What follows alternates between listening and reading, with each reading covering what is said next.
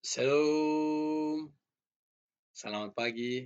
Senang bisa kembali bertemu dengan saudara-saudari dalam program Sharing and Inspiring. Dua saya, ketika saya sharing firman Tuhan, saudara-saudari semua terinspirasi oleh firman Tuhan. Haleluya. Hari ini kita melanjutkan renungan kita dalam Amsal yang pasal yang keempat, ayat 1 sampai 6. Saya memberikan tema, yaitu jangan meninggalkan hikmat. Sebelum kita melanjutkan renungan ini, mari kita berdoa terlebih dahulu.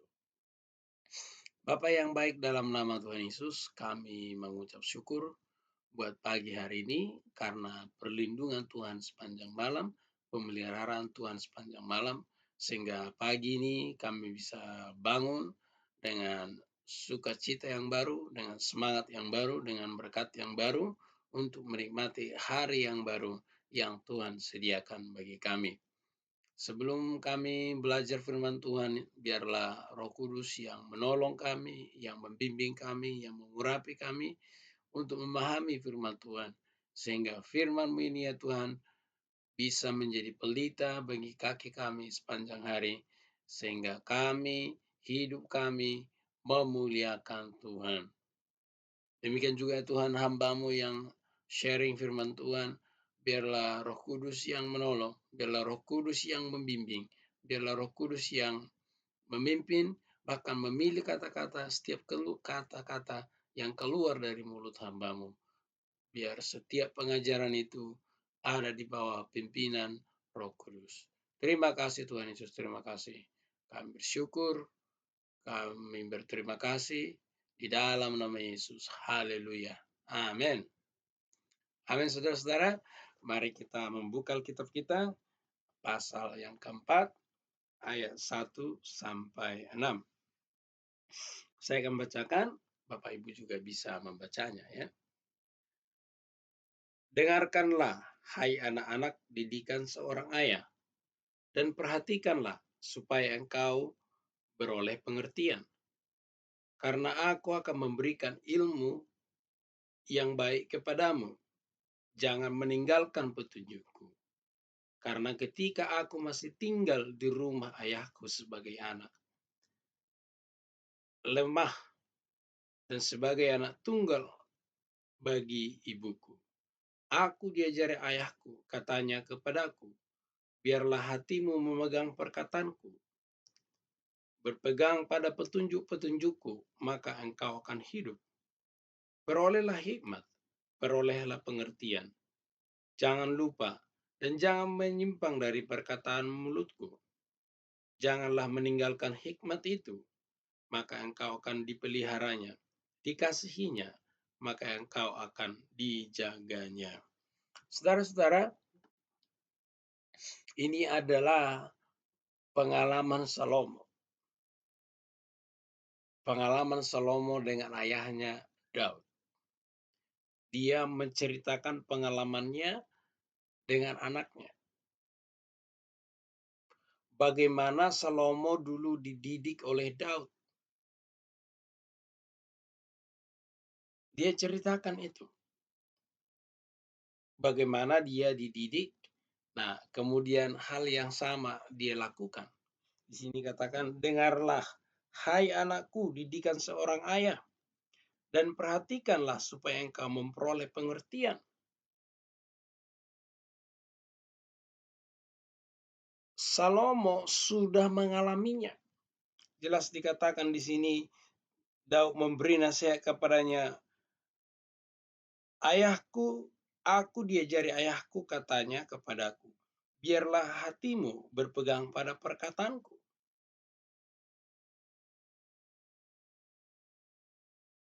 Dia mendengarkan nasihat. Dia mendengarkan perkataan orang tuanya. Sehingga dia memperoleh pengertian. Demikian juga kita seharusnya. Saya percaya orang tua kita sudah punya pengalaman sudah punya pengertian yang memang harus kita dengarkan, dan semua nasihat orang tua kita itu memimpin kita kepada kebaikan. Terutama itu yang membuat kita, yang memberikan kita hikmat. Terutama nasihat-nasihat berdasarkan firman Tuhan.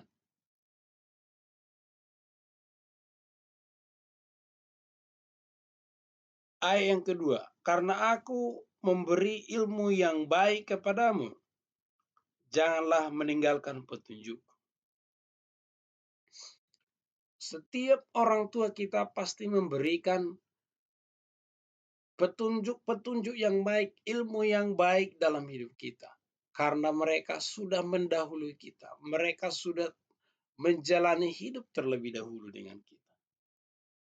Maka mereka tahu apa yang baik berdasarkan pengalaman mereka.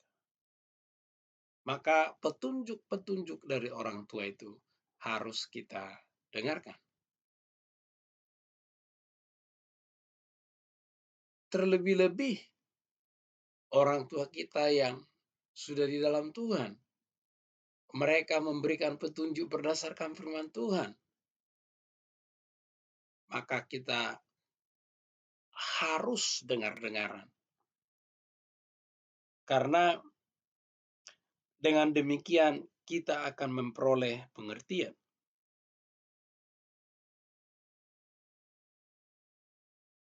Salomo di sini mengajarkan anaknya yaitu dengan memberikan keteladanannya ketika dia menjadi seorang anak. Dia menceritakan, dia mengucapkan apa yang dikatakan oleh Daud kepada Salomo. Kemudian Salomo katakan kepada anaknya, biarlah hatimu berpegang pada perkataanku, berpegang pada petunjuk-petunjukku, maka engkau akan hidup. Terutama saudara, nasihat Daud saya yakin kepada Salomo selalu pasti berdasarkan firman Tuhan. Daud seorang yang dekat dengan Tuhan, maka Salomo selalu diajari berdasarkan firman Tuhan. Itu sebab dikatakan, maka engkau akan hidup. Saya percaya perkataan Daud selalu berdasarkan firman Tuhan.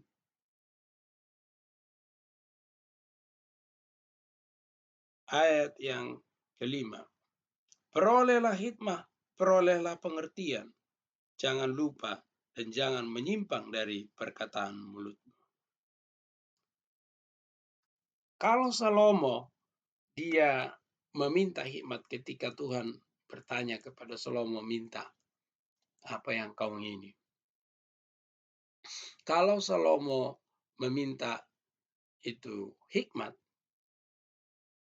itu bukan karena tiba-tiba, karena memang sudah dididik oleh Daud. Ya, jelas dikatakan di sini, perolehlah hikmat, perolehlah pengertian. Jangan lupa dan jangan menyimpang dari perkataan mulutku. Itulah nasihatnya pada saat itu. Itu sebabnya ketika Salomo ditanya, diminta, dia tidak minta harta dan kekayaan, dia minta hikmat. Kita bisa melihat di sini didikan seorang ayah kepada anaknya. Bahkan ketika anaknya itu menjadi orang tua, dia akan mendidik hal yang sama. Saya bisa melihat di sini adalah pola asuh. Ada pola asuh di sini. Nah, hasil daripada mulai mendengarkan orang tua, mendengarkan pengajaran orang tua, mendengarkan pengertian petunjuk dari orang tua adalah hikmat. Kemudian di ayat 6 dikatakan, jangan meninggalkan hikmat itu, maka engkau dipeliharanya. Kasihilah dia, maka engkau akan dijaganya. Jangan meninggalkan hikmat. Sederhananya, nasihat daripada Daud kepada Salomo kepada anaknya, itu menghasilkan hikmat.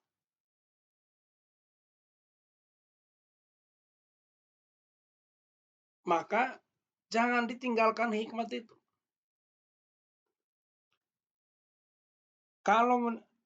Karena hikmat itu yang akan memelihara kita.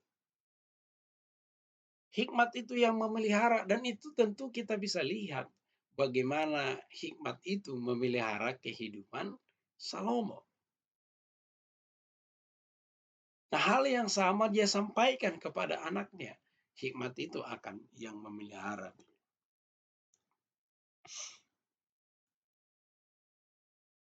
Kemudian, kasihilah dia, maka engkau akan dijaganya. Mengasihi hikmat artinya dijaga hikmat itu, kemudian kita kasihi. Ya, bagaimana kalau kita mengasihi orang? Artinya kita menjaga hikmat itu sebagai harta yang berharga, maka kita akan dijaga. Ini adalah nasihat seorang yang paling berhikmat kepada anaknya.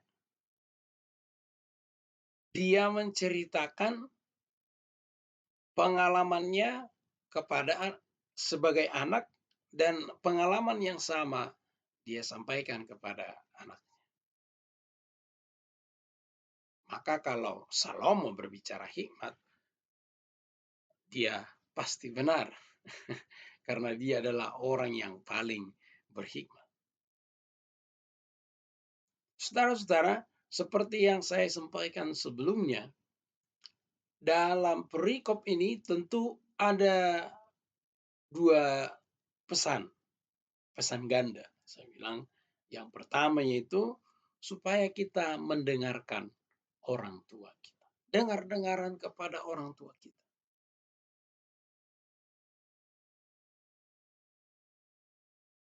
Saya percaya bahwa setiap orang tua kita selalu memberi petunjuk yang baik, selalu memberi ilmu yang baik,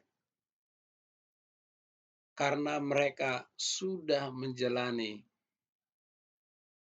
hidup ini terlebih dahulu. Maka kita, salah satu ekspresi kita menghormati orang tua adalah yaitu mendengarkan petunjuk mereka.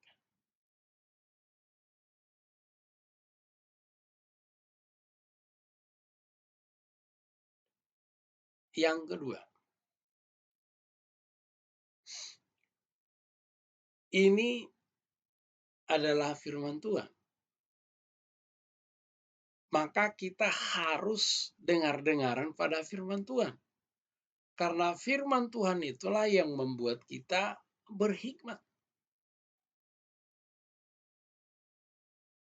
Hikmat berdasarkan firman Tuhan.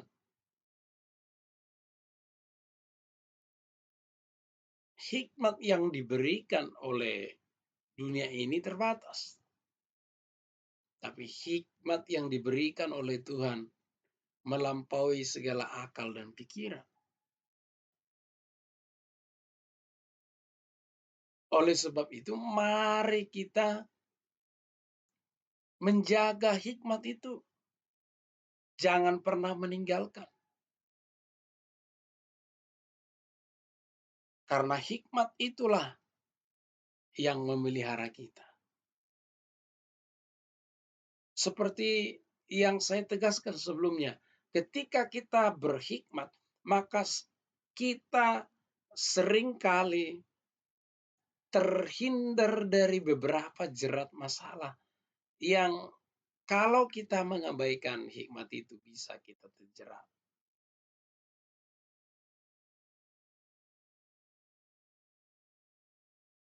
Ketika Tuhan memberikan firman-Nya, ketika Tuhan memberikan hikmat bagi kita, seringkali kita terhindar dari beberapa masalah yang mungkin kita sadari ataupun tidak sadari. Seringkali kita terhindar dari jerat yang mungkin kita sadari ataupun kita tidak sadari. Itu sebabnya dikatakan hikmat itu memelihara kita.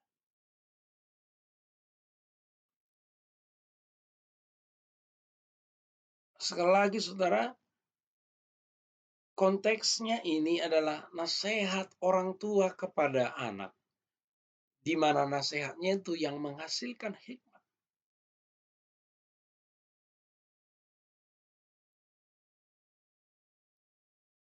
Yang kedua, ini adalah firman Tuhan yang diilhamkan melalui Salomo.